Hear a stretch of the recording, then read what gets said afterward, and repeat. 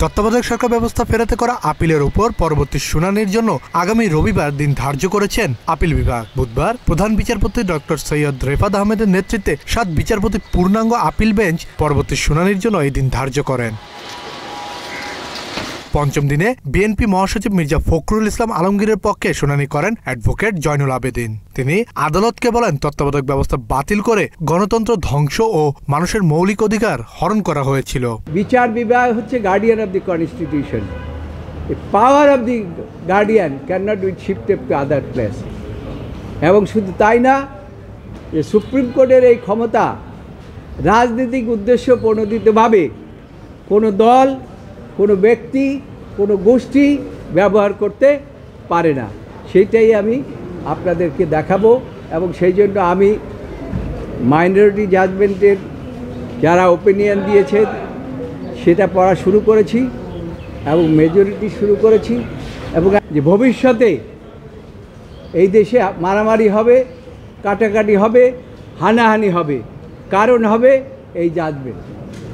এবং আজকে সেটাই হচ্ছে। আপনারা দেখেছেন যে এই দেশে যত মারামারি, কাটাকাটি, হানাহানি, যত গুম, খুন, মিথ্যা, বানোয়াট মামলা, সব কিছুর মূলে হচ্ছে এই জাজমেন্টটি। সেটাই আমি স্টার্ট করেছি এবং আমি আদালতকে বলেছি, মাননীয় আদালত, আপনাদের ক্ষমতা খর্ব করার এখতিয়ার কারো নাই। এবং Khairul supreme court is the supreme, কিন্তু খায়রুল হক আপনাদের ক্ষমতা খর্ব করেছেন। একদিকে বেগম খালেদা জিয়া বলেছিল, আমি পার্লামেন্ট এখন ভাঙব না, আমি যথাসময়ে প্রয়োজনীয় সময় আমি ভাঙব। এবং তিনি এই সংবিধান অ্যামেন্ডমেন্ট করে সেখানে 13 অ্যামেন্ডমেন্ট ইন্ট্রোডিউস করে তারপরে পার্লামেন্ট ভেঙে দিয়েছেন। তারপর 3টি নির্বাচন হয়েছে, 3টি নির্বাচন স্বচ্ছ এবং ক্রেডিবল হয়েছে। পরবর্তীতে যখন এই 13 অ্যামেন্ডমেন্ট বাতিল করা হলো, তখনই দেশের মধ্যে এই হানাহানি, কাটাকাটি শুরু হলো। এদিকে বিচার বিভাগ নিয়ে জনসম্মুখে বক্তব্য দেওয়ার ক্ষেত্রে উপদেষ্টাদের সতর্ক থাকা উচিত বলে মনে করেন বিএনপির আইন সম্পাদক ব্যারিস্টার কায়সার কামাল। আসিফ নজরুল সাহেবের এই কথা আমরা কেন জানি শঙ্কিত। আসলে এক্সিকিউটিভ জুডিশিয়ারিটাকে ইন্ডিপেন্ডেন্ট করতে চায় কিনা। জনাব আসিফ নজরুল সাহেবের বক্তব্য প্রতিধ্বনিত হচ্ছে ফেসিস্ট রেজিম ইতিপূর্বে এই ধরনের বক্তব্য মহামান্য হাইকোর্ট সম্পর্কে বলেছিলেন, যা অত্যন্ত দুঃখজনক।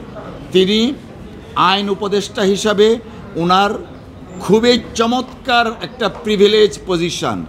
এই প্রিভিলেজ পজিশন থেকে পাবলিকলি বিচার বিভাগ নিয়ে এই ধরনের মন্তব্য অগ্রহণ। মাত্র 30% টাকায় জমির মালিক হয়ে নতুন বাংলাদেশের গড়ে তোলার স্বপ্ন দেখা বাংলা বসতি যোগ্য, অনভিপ্রেত এবং তিনি ভবিষ্যতে আরেকটু সতর্ক হয়ে কথা বলবেন।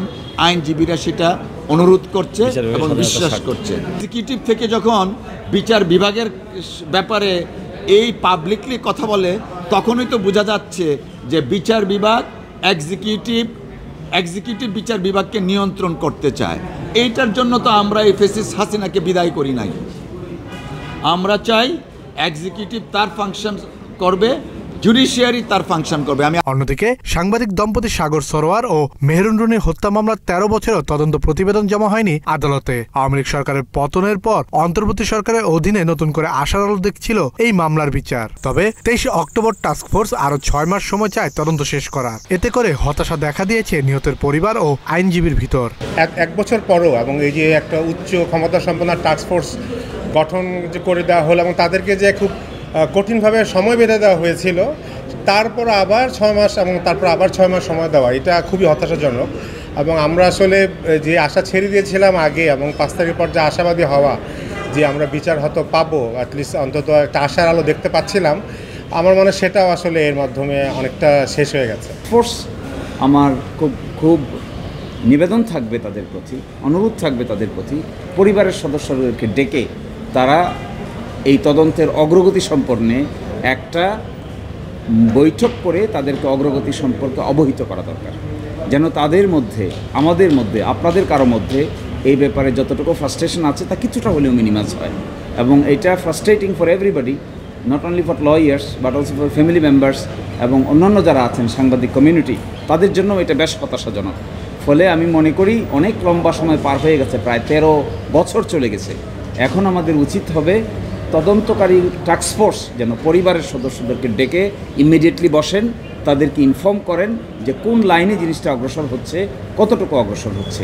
এদিকে মেট্রো রেলের বিয়ারিং প্যাড খুলে নিহত হওয়া ব্যক্তির পরিবারকে 2 কোটি টাকা ক্ষতিপূরণ কেন দেওয়া হবে না তা জানতে চেয়ে রুল জারি করেছেন হাইকোর্ট। কাজী পাপ্পু, বাংলা এডিশন।